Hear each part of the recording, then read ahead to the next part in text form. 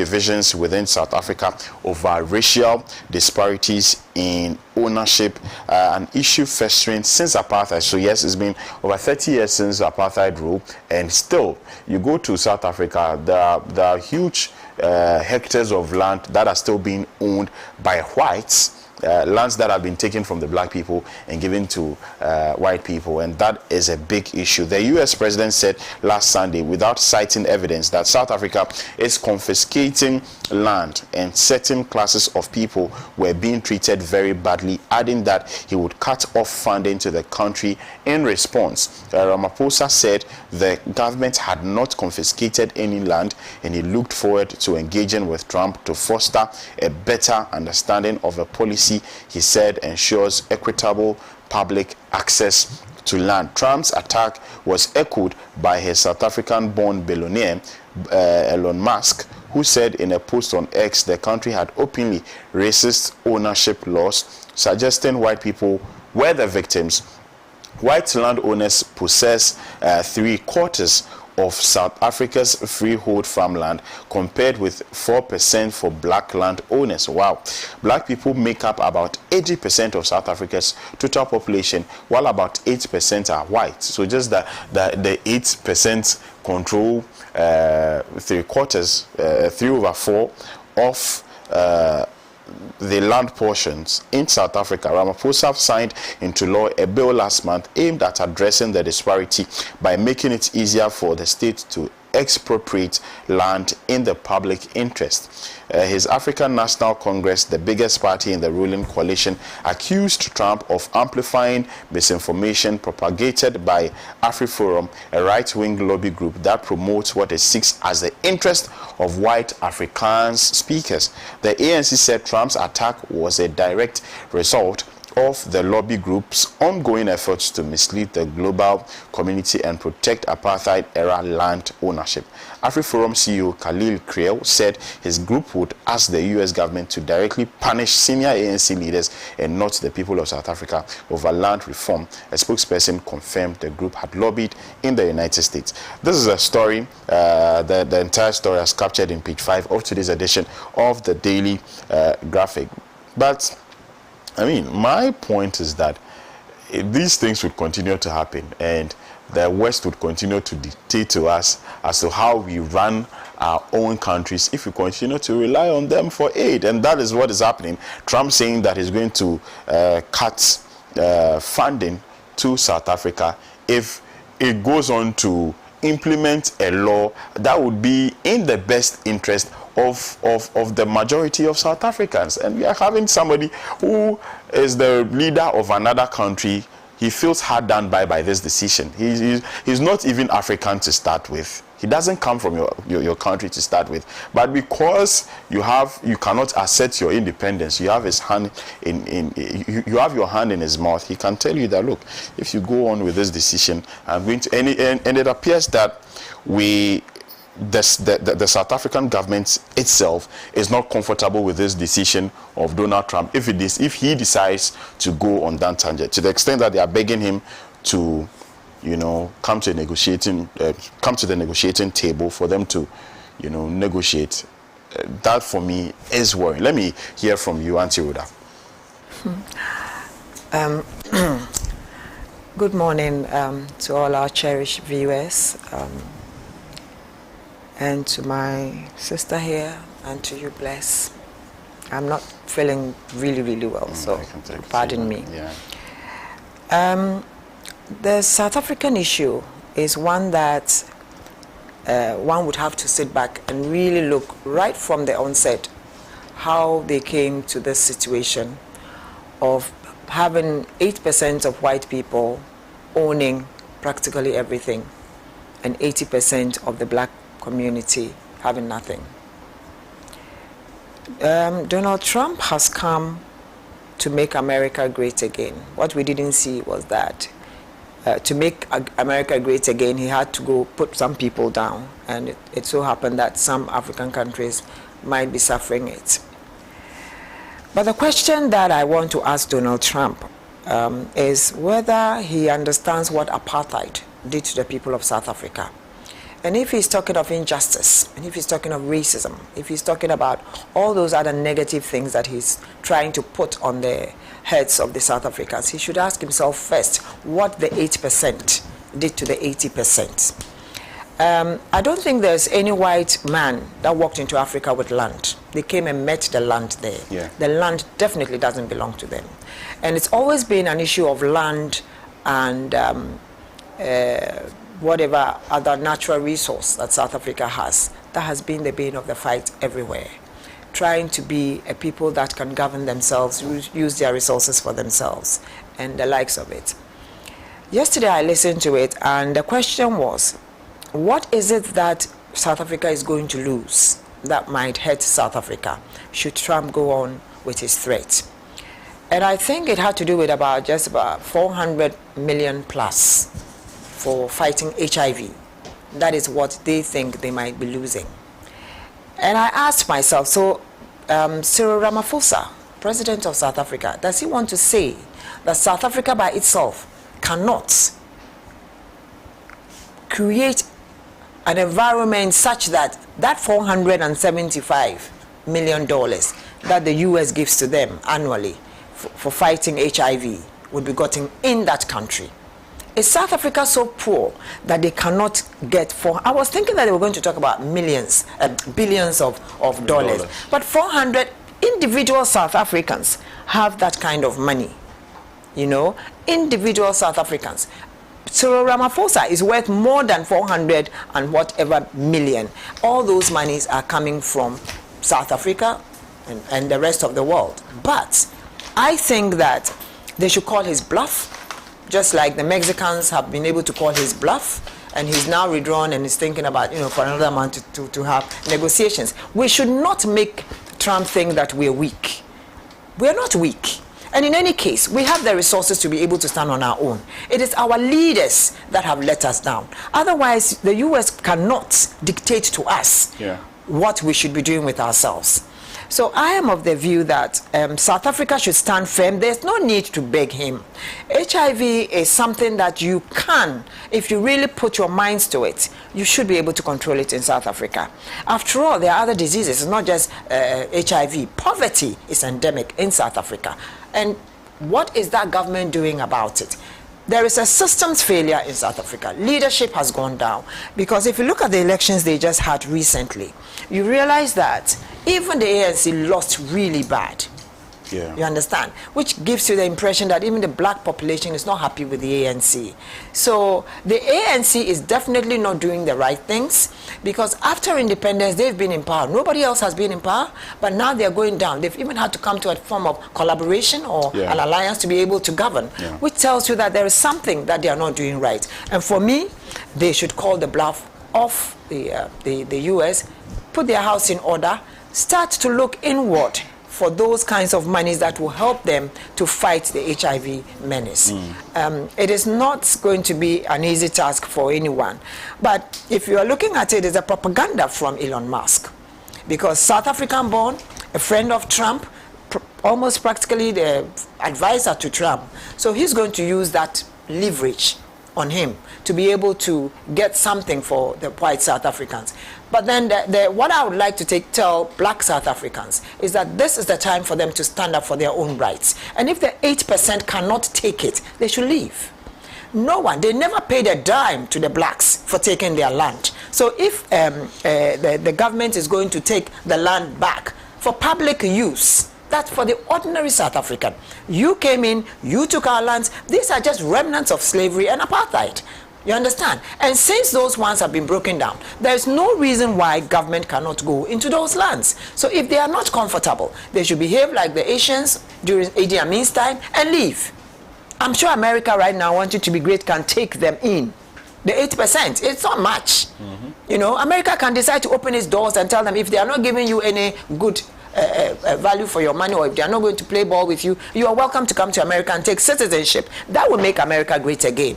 But for Trump to want to think that he can rule the world through this and make America great again, I'm sorry, it's not going to happen. It's not going to happen. Thank you very much. Let me say hearty good morning to Hajia Hamdatu, whom I haven't seen in a long time. Very long time. The whole of this year, Hajia, we haven't met, have we? Yeah, we haven't met too. This year. We haven't met in 20. Yeah.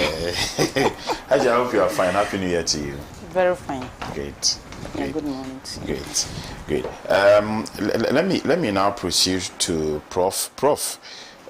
This new Trump attack, and it appears that he's attacking everybody ever since he got back into into the White House. It appears that he's attacking. He's on the offensive. He's firing on all cylinders. He's attacking every country that he feels that is on his way. And his latest victims are South Africa. Well, I think the attack on South Africa needs to be condemned, and I condemn it. South Africa is a sovereign state, and I'm just wondering why Trump in the United States would want to control the affairs of South Africa. When we talk about racism, I think the black South African are people who have really suffered racism. We remember very well the story of apartheid, what people went through, and the fact that, like, we are looking at the statistics, that South Africans or the black makes up 80% of the population, and then the whites is just about 8% or so, and then the remaining foreigners in the country. And when you look at land ownership, per the statistics, that 3/4 of free land, farmland in South Africa belongs to the whites, who are just 8% of the population, and you have 20% belonging to the 80% population of South Africa. So that alone shows that there is some form of racism in terms of allocation of resources to the indigenes. Like my sister Rhoda said, when the whites were coming to South Africa, they didn't come there with land, and they came to meet the blacks, who are the indigenes of the land. How come 80% of land allocation is in the hands of the whites, and just 20% belongs to the 80% population? So that alone shows that there is some misappropriation in allocation of resource among the indigenes. And for me, why Trump would want to attach a string to the support that South Africans are getting from America, that's something that I think as a people we need to sit back and have a reflection of leadership, a reflection of who we are, and for how long we can pretend to be independent, but in reality we seem to still be in bondage. Why would a president of another country try to determine or dictate to another president, for that matter South African president, how he should rule his country, how he, or policies that he feels that it would inure to the benefit of his people, and another president would think that no, because that policy will affect a minority of the population, you should not implement such policy. We have over the years seen how a number of South Africans have suffered as a result of suppression, as a result of people who are seen as foreigners taking over what they feel rightfully belongs to them. And so if the South African president today is talking about land reform, he feels that they are people, or they are indigenous of South Africa. Let me just say that black South Africa who also have a right to ownership of these resources. And so if a few people are keeping a lot, then let's redistribute it so that others who do not have any would also have some. And for Trump to say that no, that will affect the minority, and so for that he would want to cut aid to South Africa, I think that the South African president needs to rise to the occasion and stand on his feet. And look, if our leaders always kowtow to the Western world because of the little resources that they use to support us, I think that Africa will never develop. A typical example is this LGBTQ plus, policy that we know as a country, as a continent, this is not part of our culture, and yet the Western leaders want to impose this unknown alien culture to us because of this issue of cap in hand by our leaders going to these individuals to beg. Look, blessing, eh? Bless. It's quite, sometimes I feel so sad as an individual when I hear that Ghana, being the 6th largest country, largest gold producer in the world, and yet you ask yourself, when we take or when we mine this gold, what percentage of these come to us as a people? We have a lot of natural resources in Africa. And yet, the indigenes, the people in the continent, are virtually described as poor people. Why so? It is so because our leaders have failed us. Our leaders have failed to take the right decision when they are supposed to take. Look at China. I remember when China started some policies that Americans felt were alien to them and felt that that would let China become independent of them. They started threatening, they started cutting certain, imposing certain trade restriction on them, and so on and so forth. But they stood their ground. And today, China is,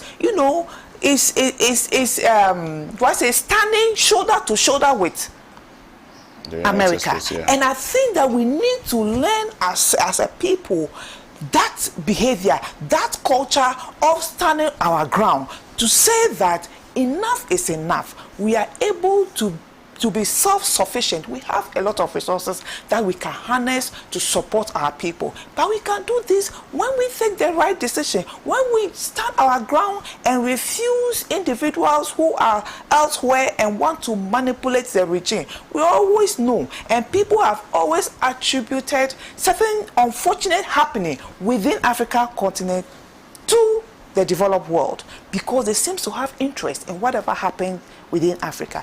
And so I think that the South African president should not kowtow to that threat, should look at the interests of the mass of South Africans, especially the blacks, and make policy reforms that will benefit a lot, that will bring a lot of the poor out of poverty. And so I would support the president of South Africa if he stands his ground, and I would say that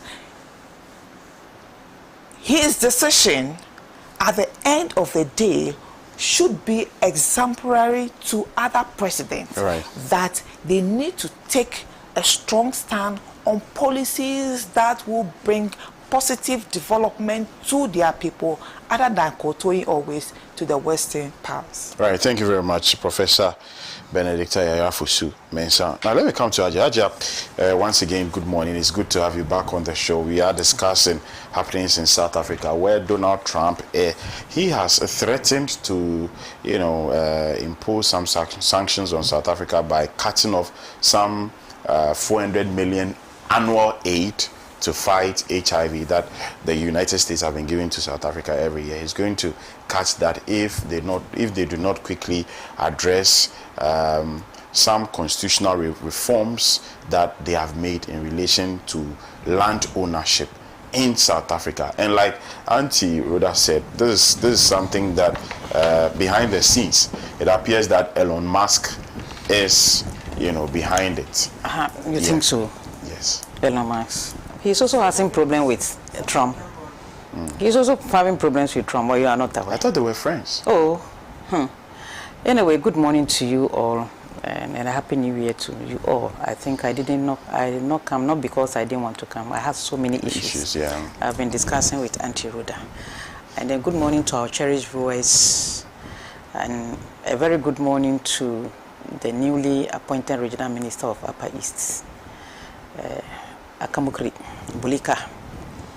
I had $400,000 US. 400 million? Not 4 billion. No. Just 400. They can take their money. They can take their money. You see, it is hard time we call Trump any name that we want to call him on the African continent. You are sucking our people from your place everywhere. How many South African whites are on the South African land? They can just easily move to America. They can easily move to America. Because I think the man came with some kind of hate for the black people. And then because we are also gullible in Africa, that is why Kwame Nkrumah said that political independence will be meaningless. Because without economic independence, that is why we are facing all these challenges. And he just started that for us to get that economic independence, and he was overthrown. And since then, you can't see any African leader, apart from this, is it a Tanzanian leader who died mysteriously, is it? You see, he was also challenging the way they were handling the blacks. But you see, if they don't want to trade with us, if they don't want to give us any support, most of the Western countries develop based on the resources of the African continent. True or false? So why are we wasting our time? Is it that we don't have... You see, one thing about Africa that at times I smile. If you see an African achieving some great academic whatever in abroad, then they'll bring it. Oh, he's this so and so in the university, he has been... Why don't you bring all this to your own continent and develop it? You understand? Why don't you bring it to your own continent and develop it? If you're not going to give the South Africans 400 million to take care of their AIDS patients or something, they should try, the South Africans should try and educate their people very well, even those who are affected. Even there are medications, local medications. They don't want us to develop our own medicine. Most of the medicines that we buy from the shop, are they not from herbs? Where do they get those herbs from? I remember one week, it's hardly do you see a child being taken to the hospital because and the child is fine. But now, because of the Western influence, we are enriching the pharmaceutical industries in the West and to the detriment of our own local industry. If not, we have so many pharmaceutical industries in the country, in Africa, that can even develop something that can take care of the HIV patients on our continent. But even malaria tablets, they'll come and give us some dosage to all young ones, polio, this, that. As if Africans, we are not thinking right. Since we are not thinking right, if Trump thinks he can huna us, as Auntie Rhoda said, when I was coming, I heard Auntie Rhoda talking about the Mexicans and yesterday I watched a video of the Canadian, is a prime minister or something, also speaking. So which means the world, even the whites are even also rising up against excuse my language, nonsense of Trump.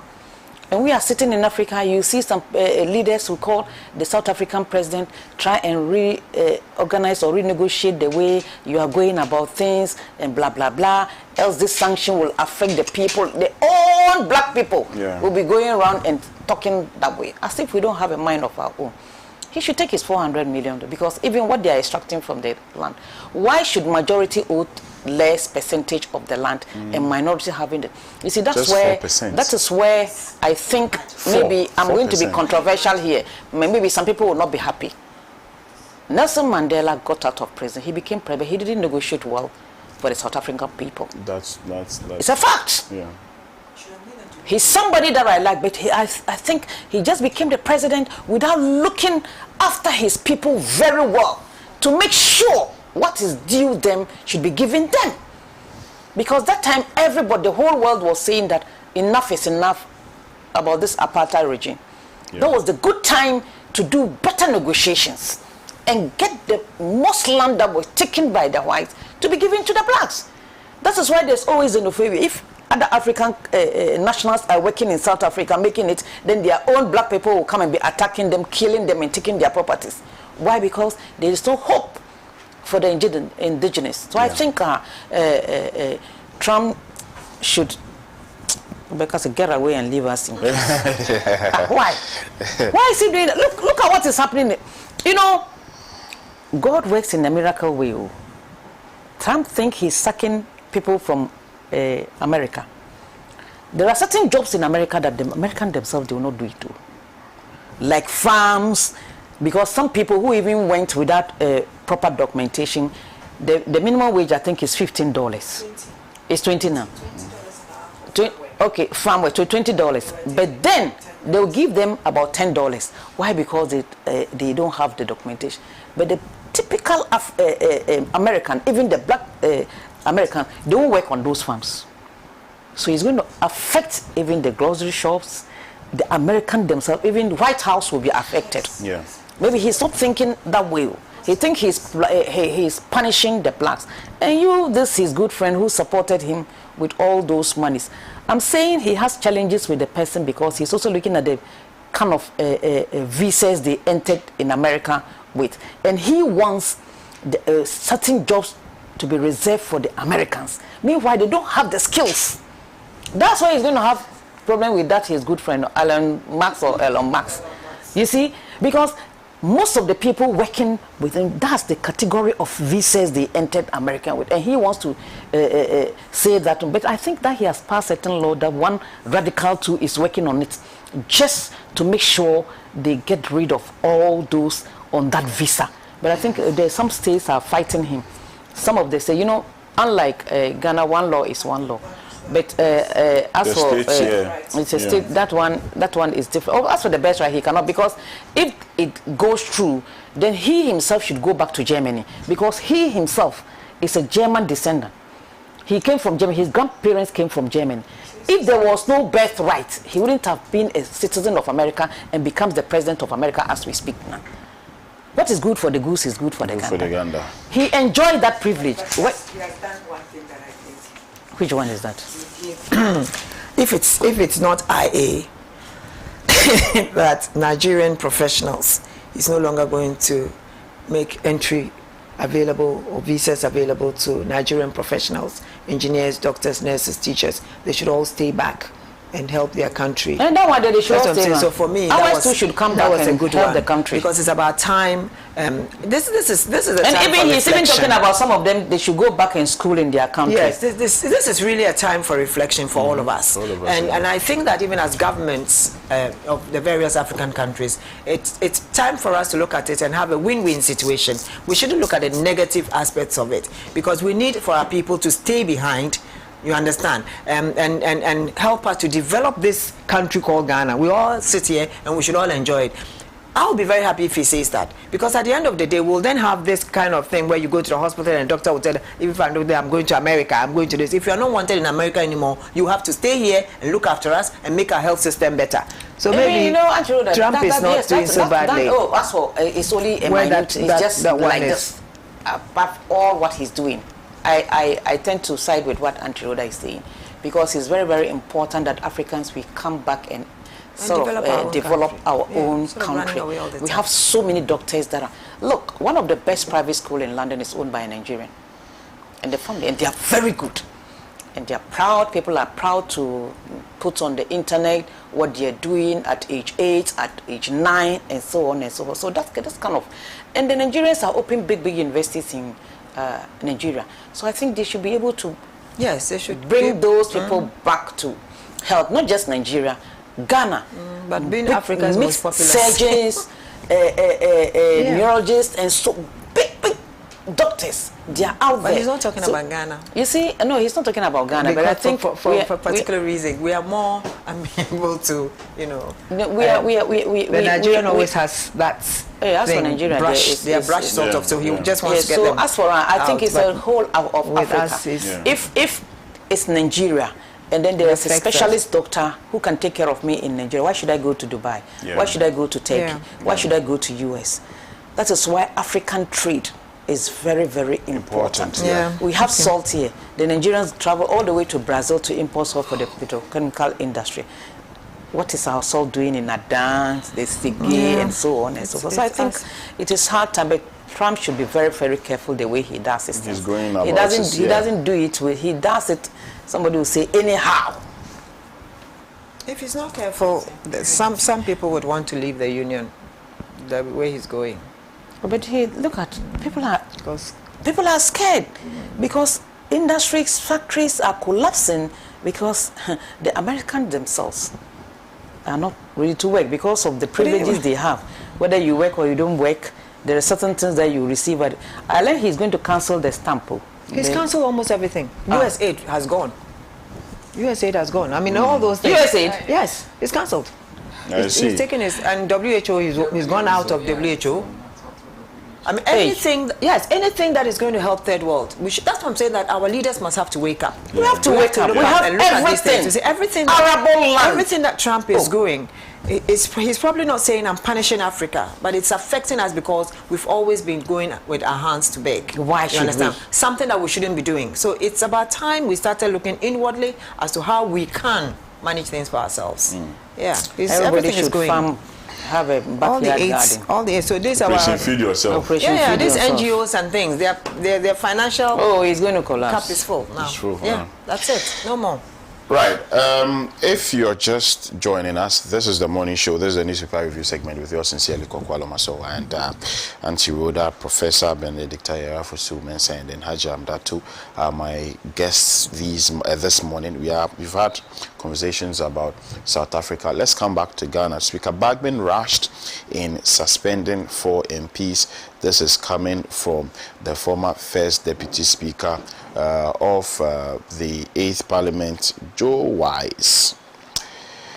A lot has been happening since the vetting of President Mohammed's ministerial nominees. Some of them have been approved already. We understand that the ones who were vetted recently would also be approved, but a lot of things have arisen from the vetting process, and I mean, a lot has happened in Parliament, for that matter, to the very extent that the Speaker, Alban Sumana Bagben, he has gone to the very extent of suspending 4 members of Parliament for the roles they played, or for the role they played in that scuffle, which resulted in the destruction of property. Yes, microphones, tables. I was very surprised to see a first time MP, a first time MP being heavily involved in the sort of explanation that he gave, that his adrenaline shot up, he scattered tables. I mean, I was pretty much surprised. But let's get into the conversation.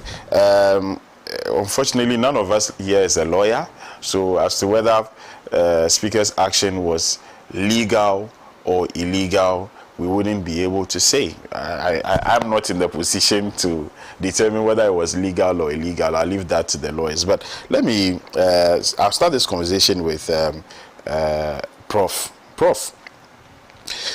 All that's been happening in Parliament, and I've seen the minority leader jump from station to station. He has been making some explanation. Also, the chairman of the committee has also been speaking to TV station. I think he was on City yesterday. He made a few assertions and all of that. Why can't we just have a simple process, and then we just move on? It appears that this vetting, I don't know what has happened in the past with regards to vetting, but it appears that this one has brought out, is bringing in a whole lot of issues this particular vetting process. Let me take your thoughts on this one, Prof. Well, I think what happened in Parliament is shameful and is condemnable.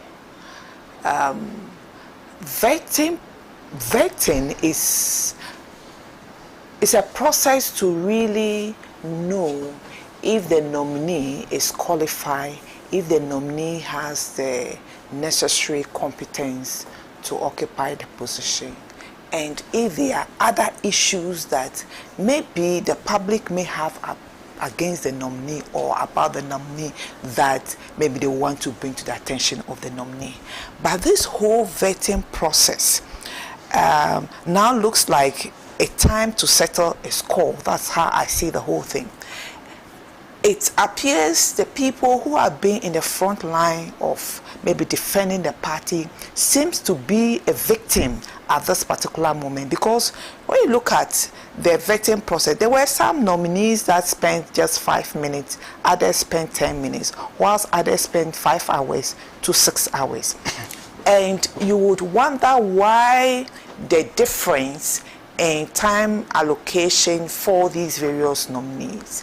But it looks like the vetting process seems to be a time to settle some political score. When you look at that of Sam George, that of Okujeto Ablakwa, it's a typical example of a process that looks like the reason why people were vetted was completely thrown to the dogs. Going into individual private life, and one wonder whether that has a bearing on the position that the person was selected or was nominated to occupy. And the issue of whether Speaker Bagbe was right to have suspended the 4 MPs or not, I think it is in accordance to the Constitution. I just want to spare some few minutes to read the Parliamentary Act 1965, Act 300, Section 14A. It states that the Speaker shall preserve order in a house and enforce preservance of the rule of order. Section 15(1) says that provides that the Speaker may, in exercise of his authority to preserve order in the House, suspend any member from the service of the House for such period as he thinks fit. The Standing Order of the Parliamentary of Ghana, Order 28, also states that the Speaker shall have the authority to preserve order in the House and enforce observance of the rule of order. Provides that the Speaker may, in the exercise of his authority to preserve order in the House, suspend any member from the service of the House for such a period as he thinks fit. So it's actually in accordance to the parliamentary order and the rule governing the parliamentary house. You cannot have a leader. Now you ask yourself, who is the leader of parliament? You cannot have a leader who cannot reprimand his subordinates when they go wrong. What happened?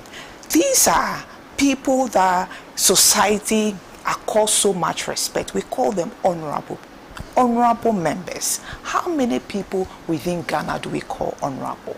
So it indicates the kind of respect, the kind of honor that has been given to this individual. And we know that if you are in a society and you occupy certain position, there are laws, or naturally the society expects you to exhibit certain character or certain posture as far as behavior is concerned. How can a whole honorable member of parliament, during a sitting, you take chair and put on a table, start dismantling tables that have been arranged for vetting?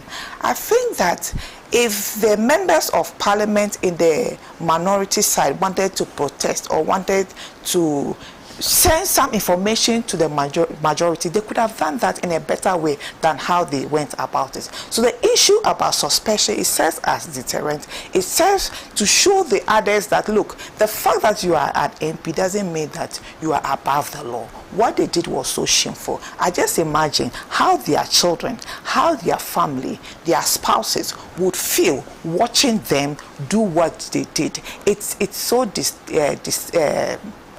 unacceptable, and I think that going forward, the suspension is an indication that nobody is above the law. And so when you break the order of Parliament, you should be reprimanded, you should be punished. And so I support the decision by Speaker, and this will serve a warning to the other MPs that the same way if they misbehave, the law is there to punish them. But having said that, I would want to also say that for me, this whole vetting process seems to have defeated the purpose, as I indicated earlier on. We were expecting that people would want to, the vetting committee would ask questions, especially the minority, on policies that these individuals are bringing on board, on ideas that individuals of, the individual nominee are bringing on board in order to improve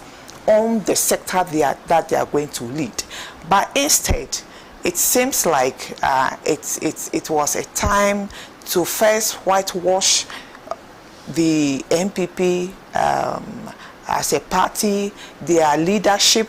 There were certain utterances that some of these nominees made during opposition, and these things were being played. In fact, some of the videos they played, for me, I felt were still just washing their own dirty lily in the public and actually making Ghanaians more angry, because when I watched some of the videos, I was getting more angry at MPP. And I felt that that wasn't really necessary, as Afenyo Kings keep on doing. And I want to also use this medium to tell him to tone down. I think the most important thing is that we want the best leaders to lead various ministries and agencies in order for us to reset the country. And it's important that every Ghanaian at this material moment should support His Excellency John Dramani Mahama's vision for the country and also the NDC, so that we reset Ghana. If Ghana is reset and is moving in the right direction and Ghana is becoming more prosperous, I don't think that it's only the NDC that would enjoy that prosperity. It will be a prosperity for all of us. Right. And so instead of doing things to kind of hold back these nominees or hold back the progress of the country, we should rather support to reset the country. And so I would want to again state that I support Speaker Gbagbe, just as how as parents reprimand our children when they go wrong. The same way, as a leader, he ought to reprimand this MP. And he did it, and I think that we all applaud him for that. It will serve as a deterrent to others also. Right. Thank you very much. Haja, Prof has made a point that she thinks what Speaker did was in the right direction, because look, once he's a leader and these are people he's leading and they faulted, at least he should be able to crack the whip, and this should serve as deterrent. So, but I mean, that would be based on I would say our moral upbringing as a people. But the question is it grounded in law? She read the standing orders of Parliament and what it says, but it appears that the minority is unhappy with this decision of the Speaker. But they said they didn't challenge it. Oh, okay. Matter finished. But I just want to speak about the general vetting before I come. In some instances, the line of question, I'm not happy. But I think every question that a nominee must answer should answer. People are saying Afenyo Markins. My own brother Haruna Idrisu, do you know the number of questions he asked Oforiata? Even though I'm not saying because they did, they should also do. But some George fine, but somebody like Ablakwa, I don't see the reason why they shouldn't ask him all the questions because he's leading a group called Aura. So apart from him being the, should I say the senior diplomat, that's the Minister for Foreign Affairs designate.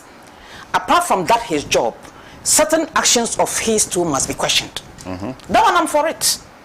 Because he who calls for equity must come with clean hands. Yeah. Because the NDC wants to portray Okujoto Ablakwa like a white horse. He's untainted.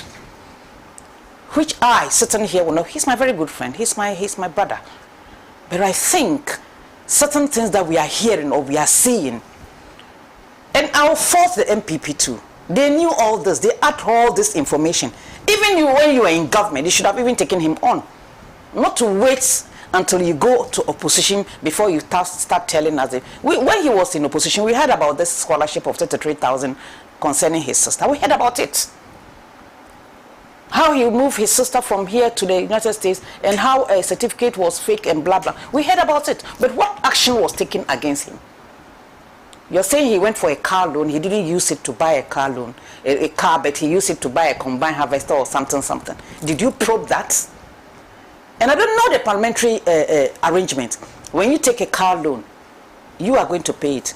Must you use the money to buy a car, or you can use it for whatever you want? After all, you are going to pay it. You see, we don't know all this, so we have to ask questions. You will not sit down aloof. Now the person his party has won. He has been nominated as a minister designate before you bring all. As for the scholarship thing, that one we knew about it. We heard about it and everything. But what about this house that they rent $15,000 and blah blah blah from? You see, at times politicians we are our own enemies. We have been going to stoke fire where there's no fire. So for me, nominees needs to be vetted.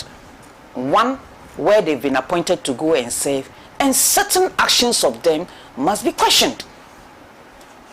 They must be questioned. You see, somewhere took about 5 hours. I was at Haruna's vetting, even though I was the first one was Agboja or something. Or what's his name? Agboja. Agboja Govins. Yes, Govins. You know the time they give. Yeah. So I went there early, and I think Agboja's one too took a long time, and then there was even a question about his temperament, which he alluded to the fact that yes, it's true, and he worked on it, which is good. You understand? Certain questions, if they don't put it to the nominee, you know the way he will react. And I like the way he comported himself until the end. And Haruna came. Most of them were calling him senior. Less than, I think, an hour or this thing, he was discharged. Greater Accra Regional Minister, she was not even vetted. When the minority boycotted the vetting, I watched the rest. But Haji, I don't know if you've heard the reason for which the Greater Accra Regional Minister was vetted. Two reasons. They were given 2 reasons. One was that they didn't want her to speak, and one was that they came to plead with the minority that she cannot, because her husband died, she cannot take the heat. But you see, Haji, no, you see, I'm coming to that, which I find it to be very, very weird. Fine, her husband died. That was about so many years ago. Most people are widows, but that doesn't mean that you shouldn't question her, especially Greater Accra, this big region.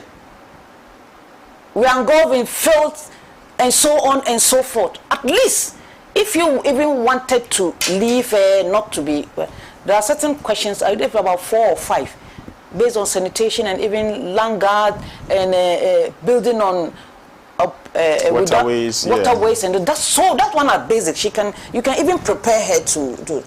But if you just do it like that, and the ministers, the regional ministers, did you watch it? That night, it's like, sit down. Okay, your name, and okay, you are discharged. You are discharged. You are discharged.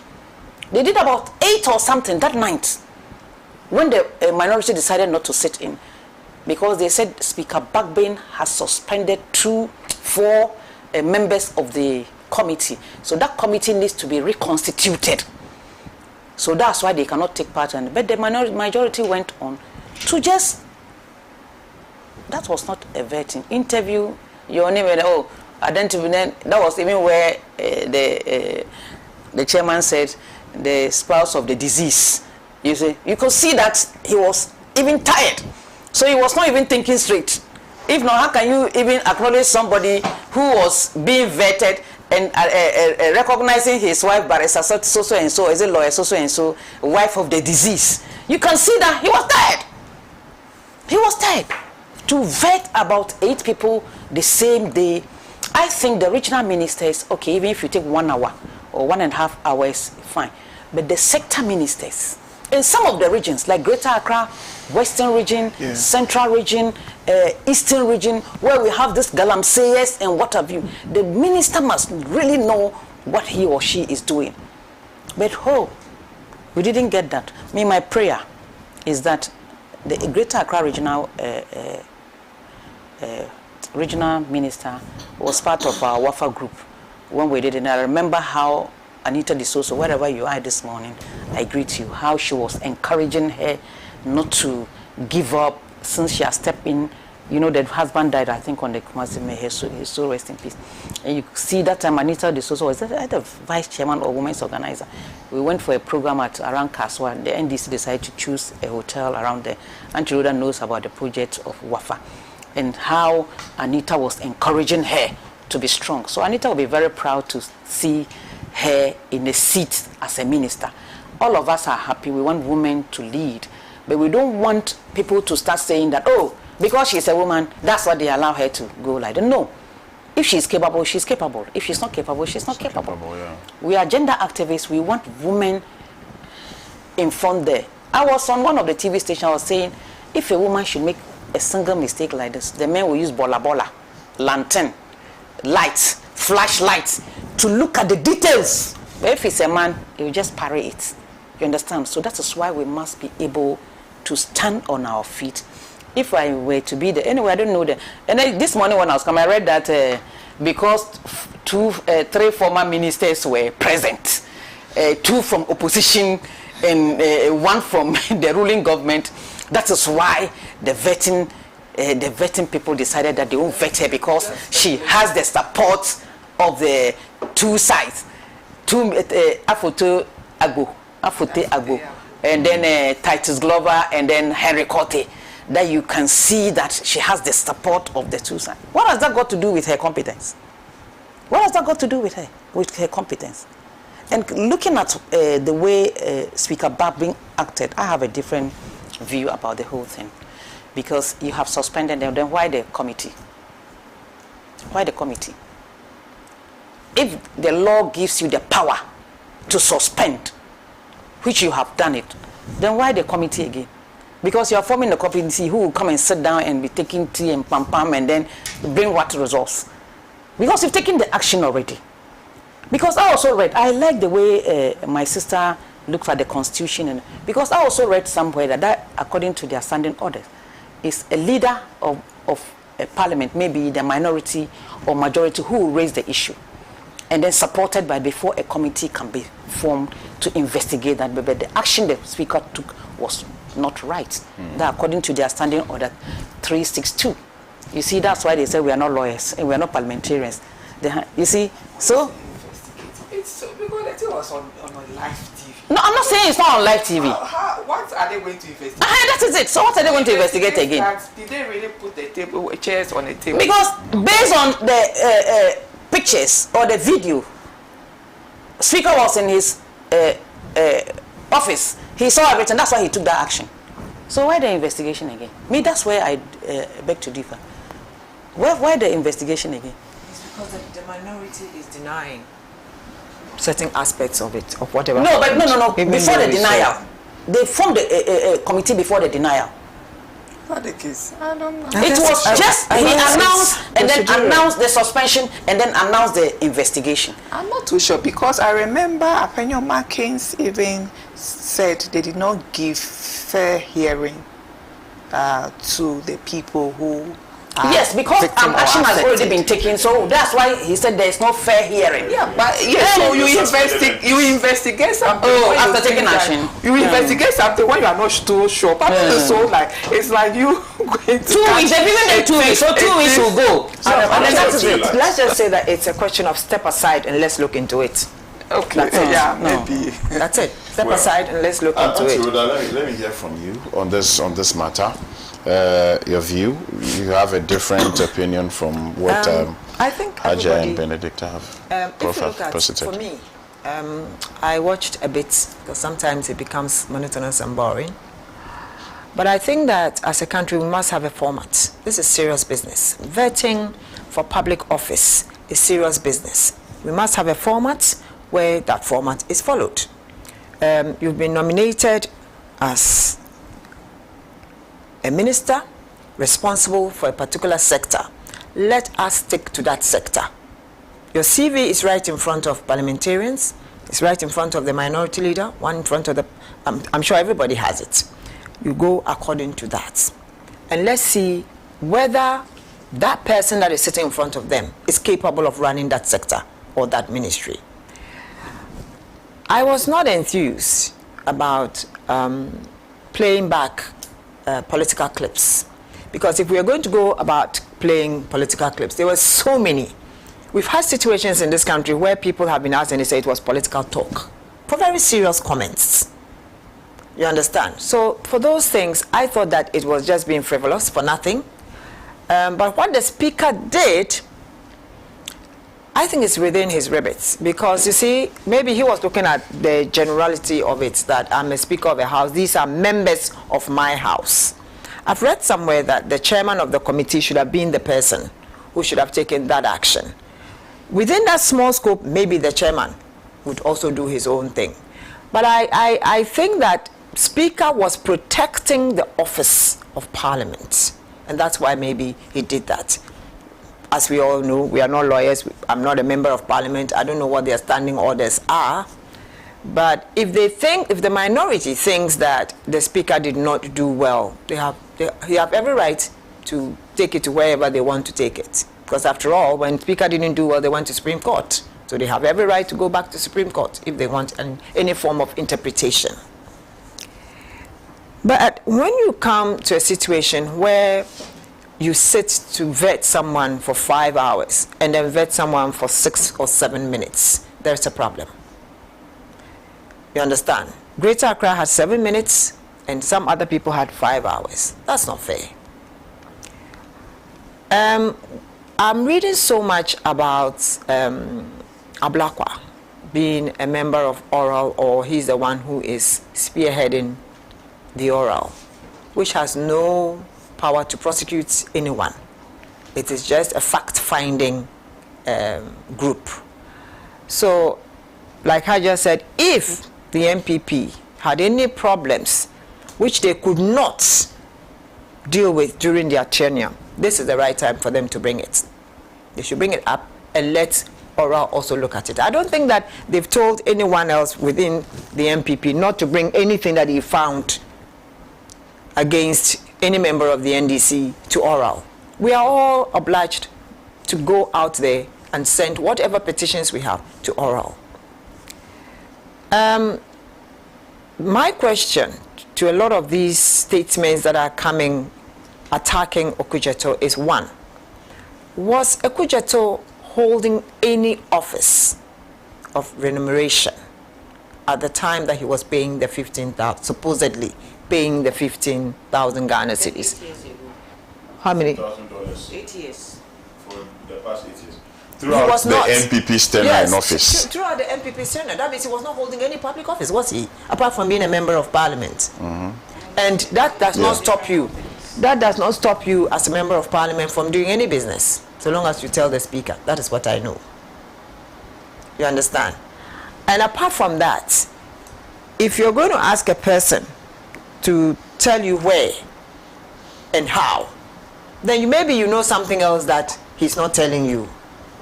After Markins, we all know he's a lawyer. But if we are going to go by the hearsay, the allegations of having vast properties, it's the same question. how did he also come by them?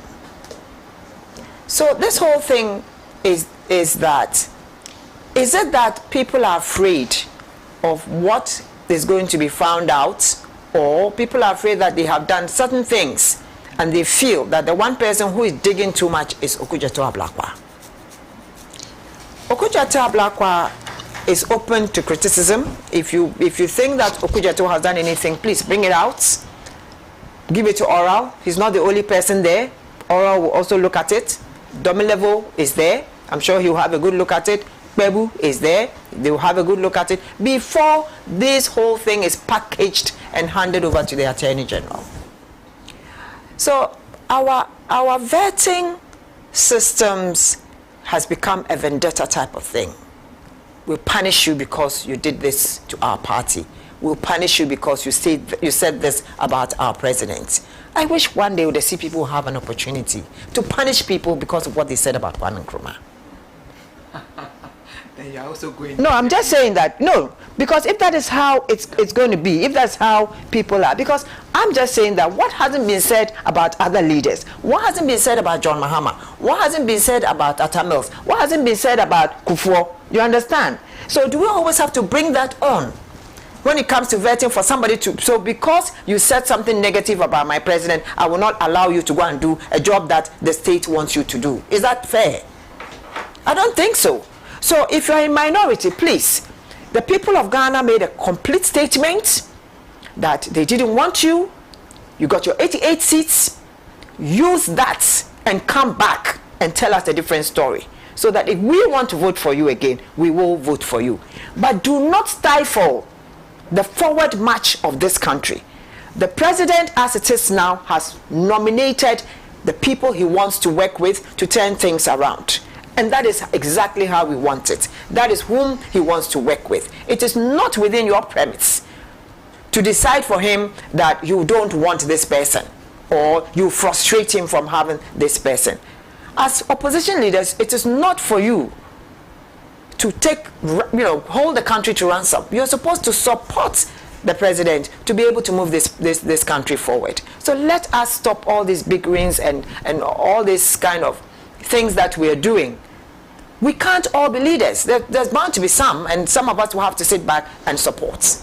And that's how it's supposed to be. So I will ask the minority leader not to think that he's going to be macho. I know losing is very painful. Very, very painful. It takes a great deal of effort for you to actually come to terms with the fact that you have lost. And it also stays with you in a form of a denial that you have lost. And then more so when Afenin Martins did not even want to be referred to as a minority leader. And fate has given him that title now, micro minority leader or minority leader. Take it. No, I'm just saying. No, I'm saying that fate has taken him there. So he's a minority leader. So he should accept it that he's a minority leader. Pardon? I said she can say that. No, she can say that. Anybody else can say it. I'm sure some of them have said it themselves. And the minority, what? Mighty minority, they call themselves. So anybody is giving, each and every one of them is giving a title to that statement of minority. You understand? So stick with your minority. Do what you can do to come back. And everything will be fine. But we don't want any Takashi. No, it's not going to help anybody. You know, and as for Shaibu, this is your first term. If you're going to follow and do follow, I'm sorry, you might not come for a second term. Because in this game, it's just for you. You follow other people, you lose at the end. You'll be used and dumped. That's the whole thing. Right. Thank you very much. I'll do a few messages. Good morning, Bless, and your Colossus panelists. My greatest of respect for the NDC political fraternity that I proudly voted for. It's my plea to the Health Ministry, headed by Honorable Akando, to investigate the woman who was thrown out of a place of solace for her to die, an agonizing death at the roadside, because no family member showed up. I will be so thrilled if this investigation yields a positive result and perpetrators brought to book and be prosecuted. I absolutely do agree with you. Isaac Nyameke, watching you live from Manja in the Jomoro municipality. Okay, thank you. Good morning. The minority was only interested in the vetting of Honorable Ablakwa. They walked out on the basis of misinformation they held on to, purported to have come from the Speaker. The Speaker's directive was not with immediate effect and only applied to the selection committee, nor the appointments committee. The majority can't be blamed for continuing with the vetting that day. Okay, thank you very much for your message. Bonjour, bless. Bon année à tout le monde. Well, I don't understand what that means, but I've been able to read it. A little code switching aligns with Pan-African vision. In fact, the whole world must unite against the racist politics of Donald Trump by boycotting American goods currency, saying no to U.S. military bases in Africa, and banning their flags and emblems. Donald Trump is at war with the world, and we must not allow him to get away with his apartheid policies. Let's isolate U.S. and see if they can survive without the rest of the world. Ken Williams, one of our audience viewers, sent this one. Good morning to you and your panelists. I'm Seidu Al-Hassan from Kumasi. I think the Speaker is right for suspending the members of Parliament because what they did was a disgrace to the nation. Once the House has a privilege committee, they can send their complaints through that. Okay, thank you very much for your message. Let me go to this one. Good morning, bless. If someone should explain honorably, explain honorability and hooliganism to me. I'm confused. From what I saw at the vetting session in the Parliament that day, I think Afenyomaken would be the right person to explain this. Bibi from Accra. Thank you, Bibi. This is not the end of the case. Further punitive measures must be taken against those who destroy the facilities in Parliament. In any event, the MPP is crying foul, even as they committed the unwarranted. Okay, the whole thing allegedly was occasioned and ordered by the same minority leader in a capricious manner. I don't really get the stance of Hajia. I am Edie. Okay, thank you, Edie, for your message. This one here says, good morning, bless. The minority leader, Honorable Afenyomaken, should tone down his approach relative to what happened in Parliament is very appalling. Running from one radio station to another, TV station and press conference cannot help matters. It looks like the MPP and Afenyomaken are still in limbo, wondering what happened during the last election, which they lost massively. Sami in Adenta. Thank you, Sami, for your message. And this one here also says that the MPP members on the vetting committee owe the people of this country an unqualified apology for their shameful behavior at the vetting. They were not only disrespectful but destructive and disgraceful and must be condemned in all uncertain terms. Nana Kakari Techimana. Read this last one and then we proceed to our next topic for conversation. It says okay, Musa Batwa says that the actions of the minority is a clear display of bad faith. Their relentless fight against the Speaker without any justifiable cause is both unwarranted and disgraceful. Is there any provision in the standing orders that permits breaking the microphone simply because one disagrees with the chairman of the vetting committee? Such behavior is not only undemocratic but also an embarrassment to the integrity of Parliament. Leadership demands decorum, not distraction. Right, so these are some of your messages. Then you invite them to the privileges committee. Yes, when your children destroy toys at home, you beat them. And then you go destroy state property and you want us to clap for you. That's what the privilege committee that they sent that guy. I didn't even like it. The man just wanted to be to be head, to be somebody. All their nice faces was just a charade. You know, deep down they just wanted to destroy things. Well, right. Let's move on to our next topic for conversation. Teacher training allowance to go. Government pledges enhanced student loan scheme. I read the story. That's because it's not just about the teacher training allowance going like that. The Minister for Education, Aruna Idrisu, has announced plans to transition teacher training allowances into an enhanced student loan scheme to allow students to cater for their own feeding and personal expenses. The minister explained that while the allowances would be maintained in the interim, the government intended to phase the allowance system out gradually. There is no way you should be feeding a student at the tertiary level. Kwame Nkrumah did it. We can narrow feeding to basic and free senior high schools, but at the tertiary level, students should be able to take care of themselves. In the interim, we will continue with the feeding allowances, but we will transition to an enhanced student loan system. The minister said this when he met with the leadership of the Conference of Principals of Colleges of Education, that is PRINCOF, in Accra last Thursday. The team was led by the president of the PRINCOF, Professor Samuel Awenkene Atintono. The meeting provided the platform for the principals to voice their challenges and explore strategies to enhance learning outcomes, improve the quality of education, and enhance their overall welfare. Right. Some other issues were discussed: infrastructure, logistics, deficits, stored projects, and all of these came to fore, which I believe government has made promises to these people that, you know, it is going to address. But let's look at the fact that teacher trainee allowances would be phased out gradually, not immediately, but gradually, and also the fact that the minister doesn't believe that people who are in tertiary, who have reached the tertiary level, should be fed. According to him, this should not be happening. But I said Kwame Nkrumah did it. That was many, you know, eons ago. Hajia, your thoughts? Oh, I thought those who wrote it in their manifesto will address it for us to also have a bite. But for me, where I sit, teacher trainee allowance and then nurses allowance, isn't it? Or only the teachers? I'm sure the nurses will be part. It's going. They say gradually. Yeah. Well, where I sit, what am I going to say? Because I think the teachers and the nurses that had the free, they wanted a change, and they changed for the government that will let them not enjoy the free allowance. So who am I to say anything? Because if it's the position of the CPP, you know, we are from the Nkrumah's route, and we saw what Nkrumah did for teacher trainees. Well, nurses, I didn't know much that time, because I remember when I was a kid growing up, even the teachers who were being trained at the Bolga Training College were fed. That was when I, you know, in the north, we didn't know gari and beans, like yoko gari. We didn't know those food that time. It was through the teacher training college that we knew, because they would bring the food to the schools to serve them. Where was they are teaching us, teaching practice? That's what they call teaching practice. And that was why I knew Gary and this thing. So if the NDC government are saying they are going to remove the...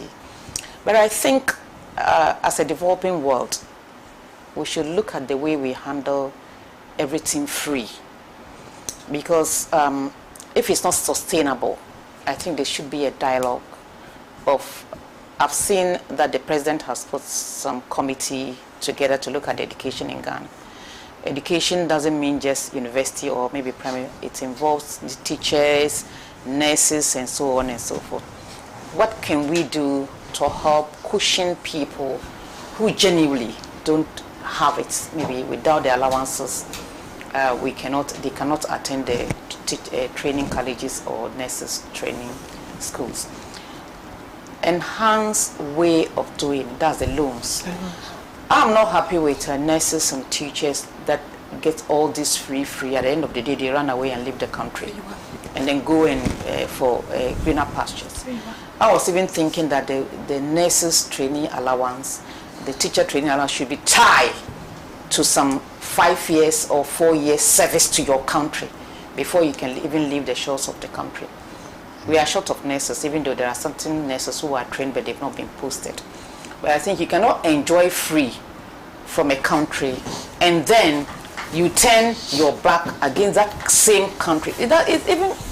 Even doctors too. Some doctors are giving some allowance, but as soon as they finish, they will even serve for 1 year and they leave the shores of this country. We are condemning Trump for deporting our people and so on and so forth. So I think this needs some kind of stakeholder engagement to see the way forward. If there's going to be an enhanced way of dealing with the loans, maybe if somebody is giving a loan, by all means that person has a guarantor, because the system must work. The system must work. Now that we are using our Ghana card, every information of yours is in your Ghana card. Now if you even go for the loan, there's a guarantor. If you default in the payment of the loan, they will come after the one who guarantee for you. But I think certain people, but the difficulties that we will be having is how can we identify those who are really in need of this allowance? Because some of them, in fact, they really need it. Cancellation of the allowance means they cannot go to school. They cannot go to school. And look at the number of people who are now into the training colleges and the nursing training. We are told there's maybe increments when it comes to enrollment. I think we cannot just sit on this table and resolve this matter. The president has formed a committee.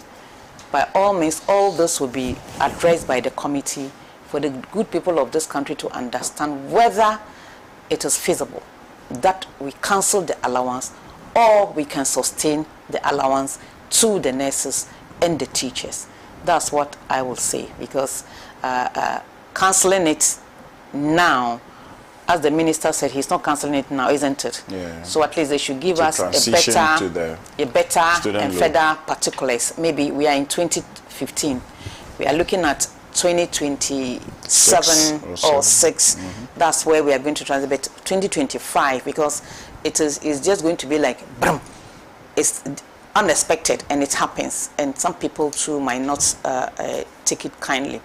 So I think the transition, how is the transitional period going to be done? Are we going to look at 2026, 2027, and how much allowance or how much loan can be given the students to be able to go through their education without any hassling?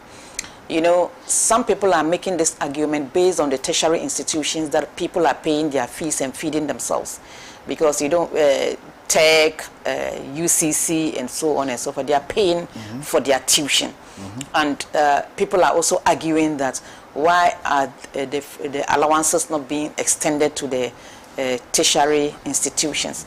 And most of the nursing training now they are now a tertiary, isn't it? It's not they are now tertiary. So if they are all tertiary, and then maybe you are giving some and you're not giving some, that's where the problem is. So if there's going to be a mechanism put in place that will cushion across board, I will be for it. Thank you, Prof. I don't know what is in your manifesto, so if she says it. I think this is a manifesto promise. The issue of cancellation of allowance has been on the table for some time. I mean, when you look at this whole thing, I think it's just a rational thing to do, because the teacher training colleges have migrated to a tertiary institution. And if, for example, the universities are not taking allowance, the question is, why should the training colleges students be enjoying allowance? I think this whole thing about cancellation of allowance should not be viewed in a negative limelight. There is provision made for these students, and as it's been stated, there is an institution that is mandated or that has been given the power to support students. Other universities, students go for student loan. When I was a student, I benefited from the student loan. The same way, students who are currently in the various universities are benefiting from these loans.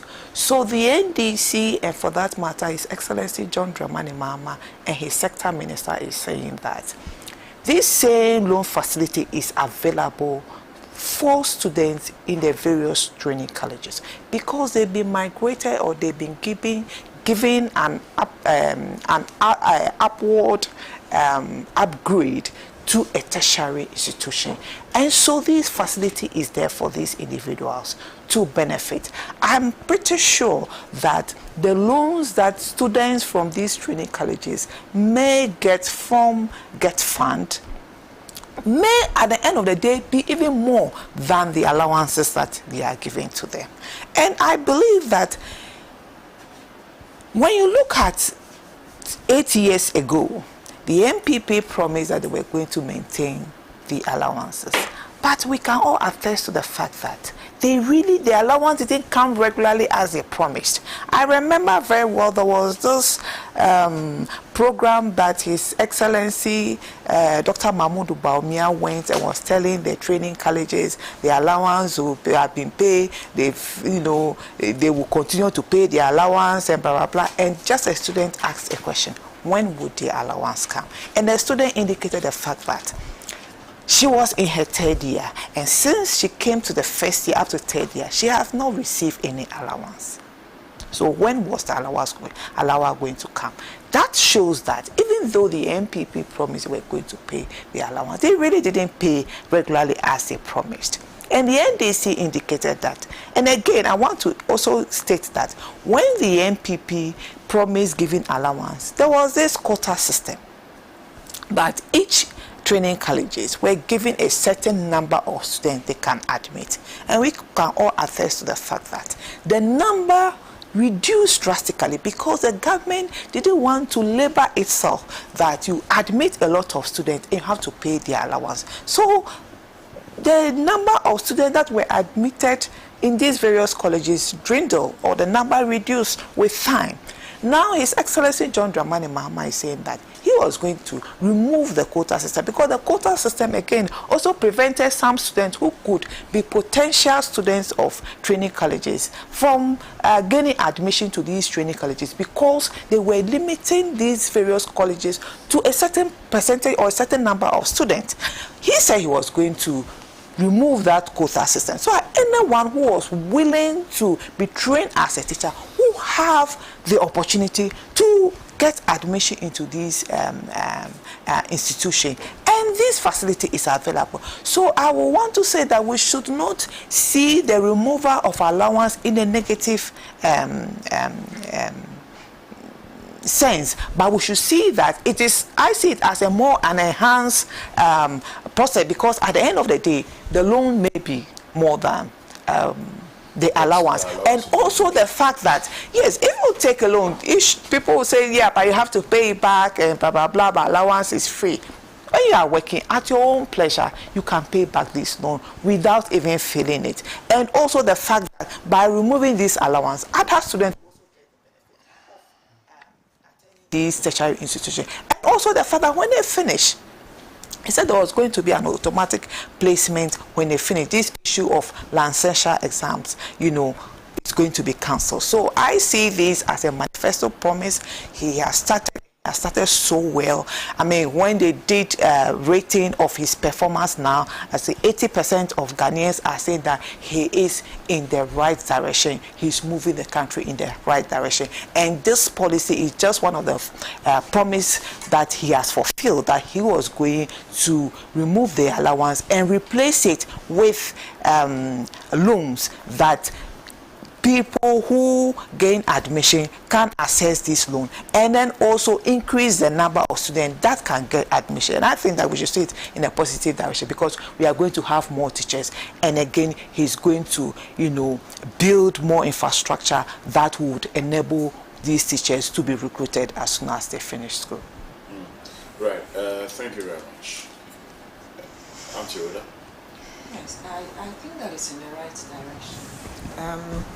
In the 1960s, teacher training and nursing training were important because we had gained independence. We needed people to go into our hospitals. We needed people to go out there and teach. And therefore, helping them out to be able to go to those teacher training colleges, it came as a motivation, an incentive. So people went. The numbers have increased. A lot more people are going into the teaching and nursing fields. And I don't think that if it can't be sustained, we should maintain it. So if it's in the NDC manifesto that this is what is going to happen, and even based on that, nursing students and teachers, teaching trainees and the rest of them, or academia, voted for them, then maybe they are on the right track. But you see, I want to find out if private students are going to also benefit from this student loan scheme, because we have a lot of schools that are also private and a lot of students are also there. The one good thing that is going to come out of this is that we're going to have people who really want to go to be teachers. what has happened is that over the years, it has become a second point where you go to teacher training college because you feel like when I go there, I'm going to get a grant. At the end of the month, I'll be given some money. And those monies that they collect, believe it or not, it does help some people because it extends even to their families. You know, some take it and even look after their siblings in school and things like that. But that is a grant. That is for free. Can we afford to do that? Because at the end of the day, some of them, when they go to the teacher training colleges, come out and then go back into certain disciplines. You have someone you train to be a teacher. The person then goes to another tertiary institution and decides to do human resource, banking, other things, and leaves the classroom and runs away. You understand? So there's always a shortage. You have nurses who go in there, and the next thing that they come out with is, we are looking for a passport. We are going away.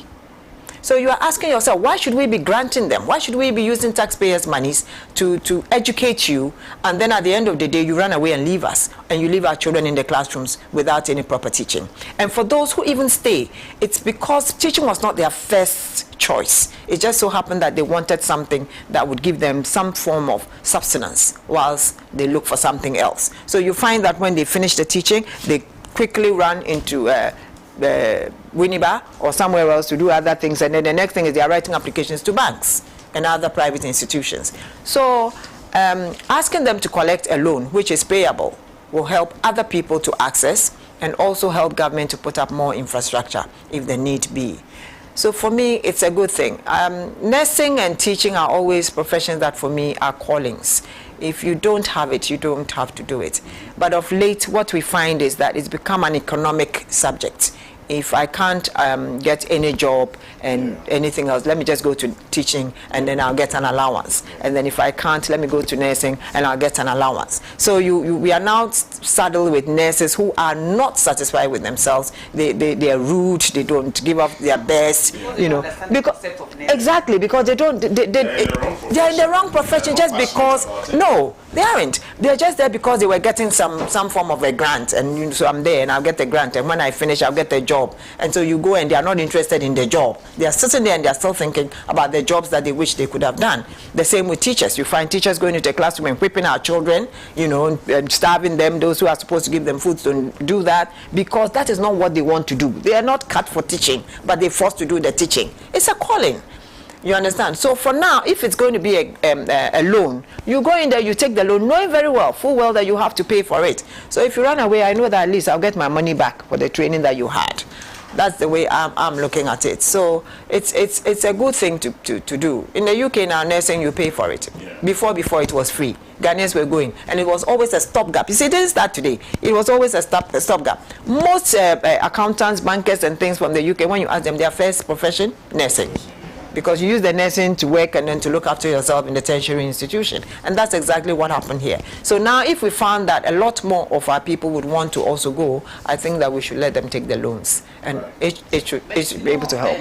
I'm thinking, is it because of the population of Ghana, that's why we cannot take care of maybe nurses? No, it's mismanagement and the likes. Yes, because I was going to compare it to Botswana, because Botswana population is not very huge like Ghana. Because even the students are even paid to go to the university, unlike Ghana. Yeah, so look at Botswana. Look at Botswana and put Botswana in Ghana in the 60s. That is how it is. Because when you look at, when did Botswana get independence? No, not like us. Yeah, that's what. 80s or something. Yes, you see. So if you look at Botswana, you have to put Botswana. They are begging them to their go. Population. Yes, their population. But, you know, they are not their population. That's what I'm saying. Even they were building. I think they were building a university, and everybody had to bring a cow. Each family. I read it. Yes. Something like that. To contribute. And you know, they pay them to go to school. And they pay them to go to school. So it's the same thing you were saying about Legon, people being paid. That's what I'm saying. Put Botswana. If they are going to UK like this, no visa, because they will come back. Yeah, so most of them don't travel out. Put Botswana into the Ghana that we had in the 1960s. You understand? Right. I'll do some more messages. Good morning, Bless. The Right Honourable Speaker's decision to suspend the recalcitrant, stubborn and deviant MPs is very apt. The sanctity of Parliament must be protected, and if MPs decide to misbehave like students, they must be condemned and disciplined by their headmaster. The Right Honourable Speaker. Finito. Stephen Peng from where? Good morning, Mr. Stephen Peng. I hope you are doing okay. Alhaji Hamza says, good morning, my brother. Mr. Speaker will not recall the 4 suspended members of Parliament and will not dissolve the ad hoc committee today and tomorrow. Whoever thinks the Speaker has no power to do that should proceed to court and spare us their noise. Mr. Speaker acted in the interest of Ghanaians. Mr. Speaker only used common sense in his actions, and this will go a long way to serve as a deterrent to other members. The behavior of the minority is totally unacceptable in our democracy. The vetting committee should not be a platform to target individuals and to settle political scores. I totally agree with the chairman of the vetting committee that Alormassor should be made to apologize to the clerk of the committee. His attacks on women is becoming one too many, and he must be called to order. Alhaji Hamza sends this one. Thank you, Alhaji Hamza. Good morning, host and panel. Please permit me to make the following corrections. No student in any public education institution pays tuition fees. Training colleges have transitioned to colleges of education. This can be fact-checked. Thanks. Okay. Good morning. That what they pay is actually utility user fee. Utility user fee, right. Good morning, bless. Bonjour means good morning, and bon année means good year, or if you like, happy new year, period. My name is Afra Kumaba Nana Kwame Japan, in Career Hene Chiame. Okay, Nana, I hope you're fine. Good morning to you, and many thanks for educating me this morning, giving me some French education this morning. Good morning to you and to your panelists. Please let us ask ourselves what brought about the student allowance first. Some years ago, the number of our nurses and teachers were very small, so the government then decided to give them allowances to encourage people to go to nursing school and teacher training colleges. But now the population has increased. The government cannot pay. I'm Seidu from Kumasi. Thank you, Seidu, for that information. Good morning. Alormassor should stop the arrogance and the rebellion attitude. He should know that the country Ghana is older than he is. He should not forget that the same people who are hailing him are going to be the same people who will crucify him. Tell him to stop the impudence. He should stop behaving as though he's the wisest man in Ghana, who carries all the wisdom which he puts in a god on his stomach trying to climb a tree. But should remember, the son watching him had to show him he looked stupid in the face, and he was okay. All right, okay, thank you very much. Towards the end, the Efu Fafa says, I don't read his messages now. Efu Fafa, you haven't sent me any message today. This is the only message you have sent to me. Right, so you sent your message, contribute to the conversation. I'll read.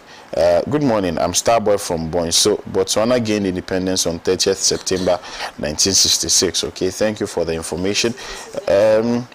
Good morning. It's now confirmed that the silly conduct of the recollated minority is evidenced by their lawlessness and vandalism in Parliament. Speaker must take harsh, punitive actions against the hooligans to serve as a deterrent to others. They don't deserve to be called honorable men, but a destructive and malicious minority, a chaotic and lawless group of vandals. Speaker must also track them to prevent them from burning down the Parliament House. Okay. Okay, I'll read this last one. Kudos to the minority. I agree with Joe White's comments about the Speaker being so quick in suspending 4 members of the appointment committee. Speaker Bagman should come again. Hi, democracy is sweet. Nam Zakali from Gushegu. Thank you very much. Next topic, we still have some 23 minutes more before the show ends. This particular story is a sad one, despite the fact that it has got to do with something that should ideally entertain people, football. 3 days ago, Nsoatreman faced Kumasi Asante Kotoko in a Premier League fixture, but unfortunately, that what was supposed to be, football resulted in chaos, and consequently, one person tragically lost his life. Investigations has commenced into this matter. The Ghana Police Service are treating it as a criminal issue. and some persons have already been arrested. And we understand that this morning, whilst on my way to work, I was listening to the radio in Swatraman. They have pulled out of the ongoing Ghana Premier League, and whilst investigations continue with this particular issue. Already our league is not in good standing. People don't go out there to watch football matches anymore. Now you go and then you could actually die for just going out to watch a football match. The interesting bit of this is that the bankroller, who is also the founder of the football club, has been arrested, and he was the immediate former Sunyani West Member of Parliament, and also doubled as the Minister for Employment and Labor Relations. He is Ignatius Bafo Ewa. So he has been arrested. He is the owner of Nswatreman. As to the allegations that have been leveled against him, I don't know yet. But founder and bankroller of Nswatreman FC, Ignatius Bafo Ewa, was yesterday arrested in connection with a league fixture disturbance that claimed the life of a fan at Nswatreman last Sunday. A statement by the police named the former Sunyani West Member of Parliament, who is also a former Minister of Employment and Labor Relations, and two others has been in police custody assisting with investigations. The other suspects were named as Ajimandu Awusu and Chairman Joseph. Nswatreman's 1-0 victory over Kumasi Asante Kotoko was marked by violence as fans clashed in the aftermath of the Ghana Premier League tie, with a Kotoko fan losing his life in the process.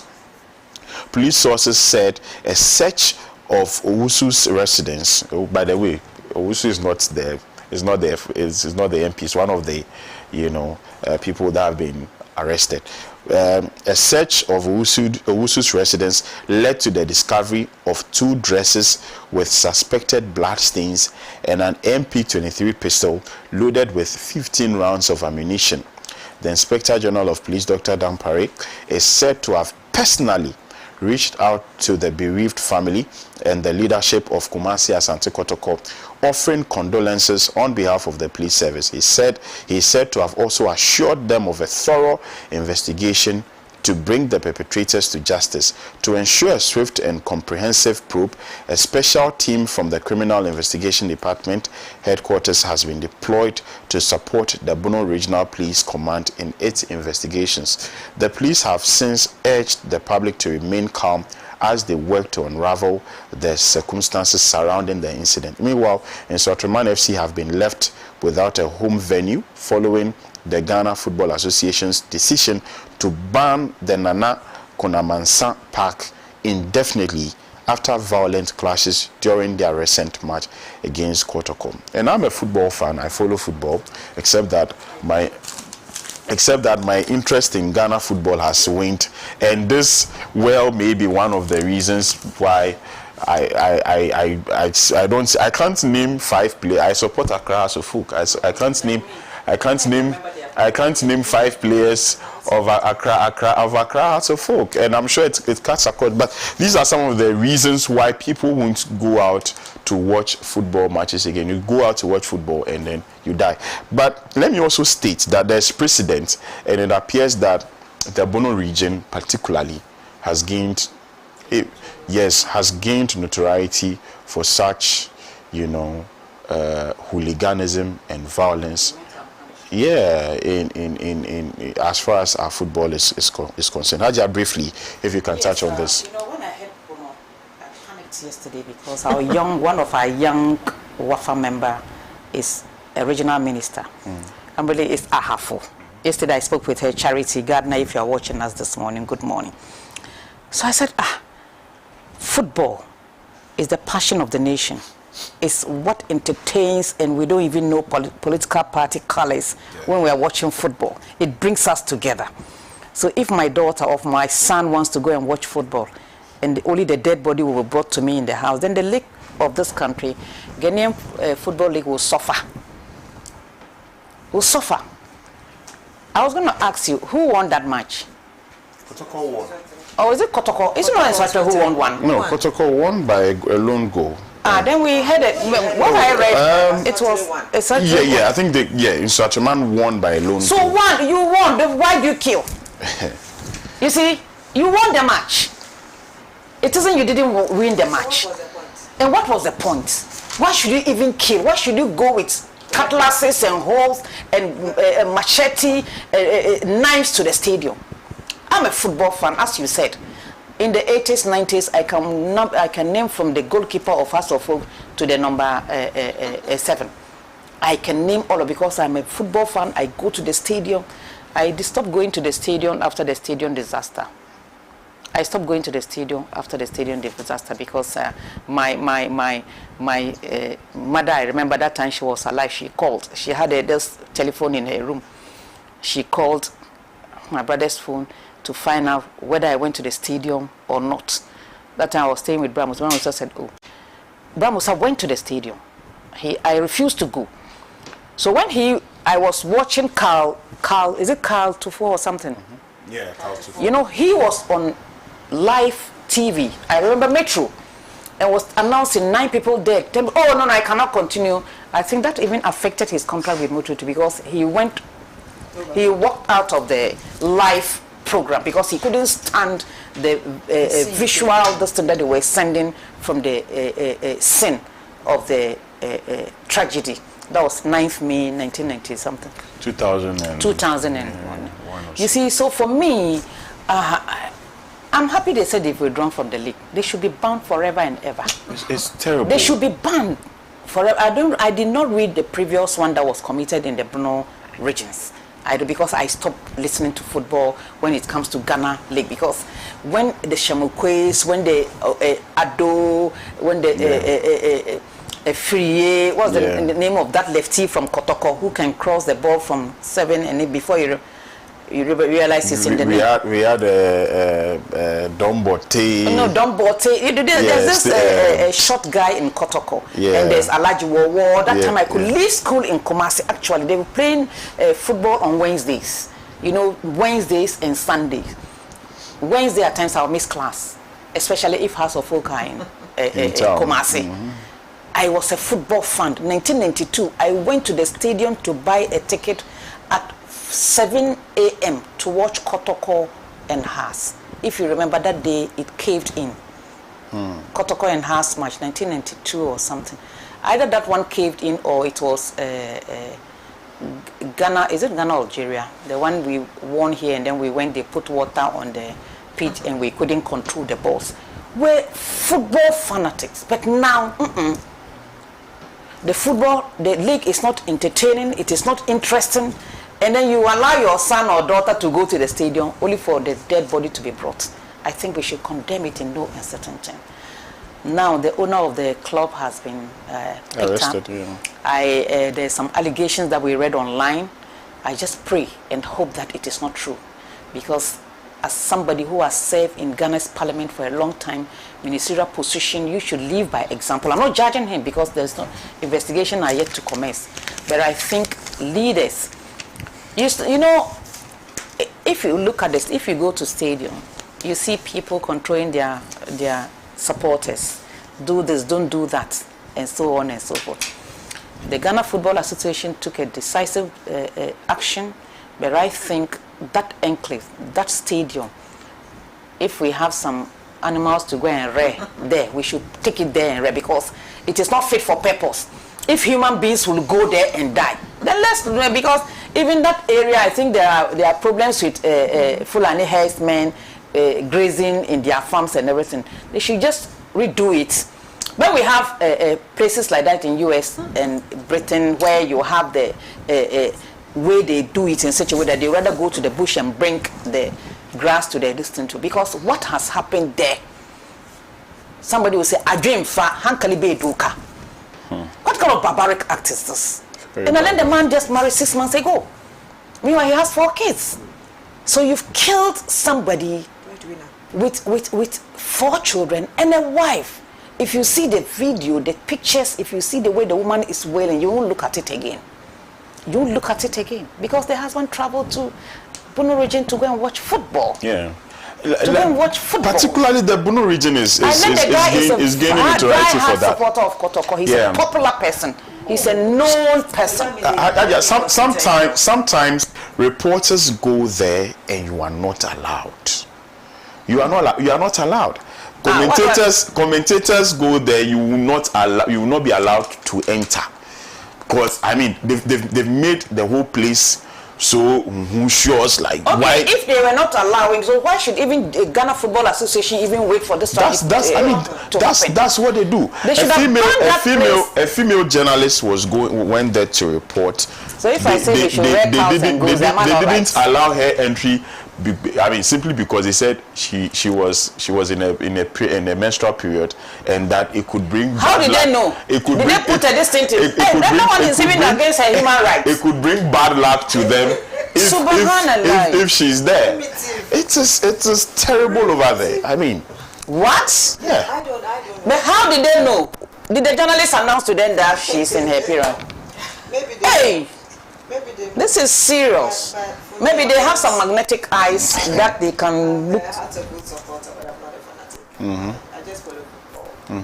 But I used to be a die-hard. This particular incident, I just also listened to it. I didn't follow it much, but I think that whatever happened there was wrong, and we should ask ourselves why people are roaming around with guns and machetes and the rest of the weapons that shouldn't be seen around people.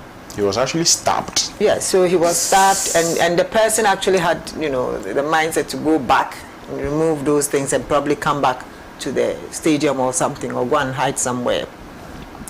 I think that there are too many guns in the system. The IGP should be up and doing for us to flush out all those weapons that are roaming around, people are roaming around with. Football, for me, has lost its shine in this country. People are not really interested, and for people to want to actually now bring it to its lowest, it's rather unfortunate, because I don't think people are going to go out now or allow their children to go out to football matches anymore. I think Honorable Mutakai, I think he's going to be in charge of sports, is it? No. Or who's in charge? Kofi Adams. Oh, sorry, Kofi Adams. I think he has a long way to go with this. He has to put his foot down and probably give it a new face, because it's Ghana football has really taken a nosedive. It's unfortunate. My condolences to the family of the. Serious. I pray that we will come to a good conclusion. It will not be swept under the carpet, and that the widow and the children will be taken care of. I pray that Kotoko will not also forget her, because most of these things, when it happens, after a while you become alone as a widow. So that's all that I can say. I can only ask that we sweep the area of guns. I mean, why are people walking around with guns anyway, and knives? At the same time, he was stabbed. Stabbed and shot, or just stabbed? No, just stabbed. Just stabbed. Yeah, but the stab was so effective. Yeah, so the person it could have been premeditated. Yeah. It could have been premeditated. Yes, it was premeditated. That means that he really meant to kill him. Like the issue of the supporters, and I was telling saying that they should have shot their legs to disarm them rather than shooting to kill. No, because you're saying that he's a popular supporter of Kotoko. No, probably somebody just decided, premeditated murder. He just decided that I'll deal with this one. I'll kill him. We'll kill him. It's disturbing. Yes. Probably that is that. So the police will have to do their work. He's pretty popular because he goes on platforms to talk but about that's football really issues. Sad. That's really that's pretty. He's a staunch. He's a I'm sure that mentioned Mutaka. Mutaka was sports under the currently is Minister of Interior. And he lost the mother last night. Yes, who happened to be my cousin. I saw that one. Our condolences to. Our condolences to. It's a funeral I have to Mutaka. Right. As well. They're burying her at 10 o'clock today. This morning, okay. Right. Prof, finally.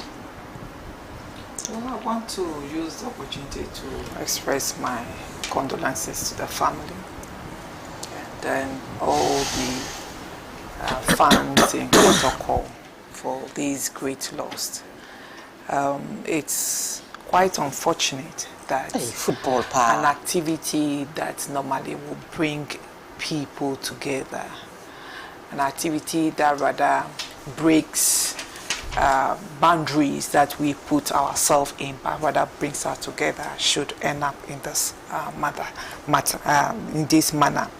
But it also raises issue of security in activities like this.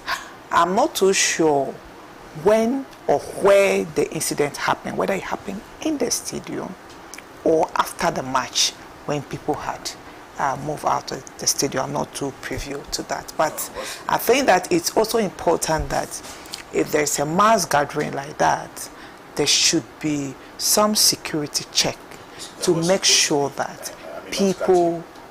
That was supposed to be, I think the agreement was that 120.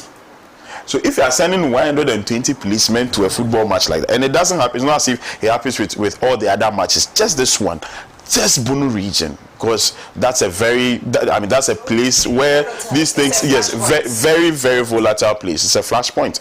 So they have to send 120, but I understand it was only 20 that they sent. So yeah. So which means negligence. So again, it means there was some security lapses over there. And also, I think venue for such activities are also very important. Yeah.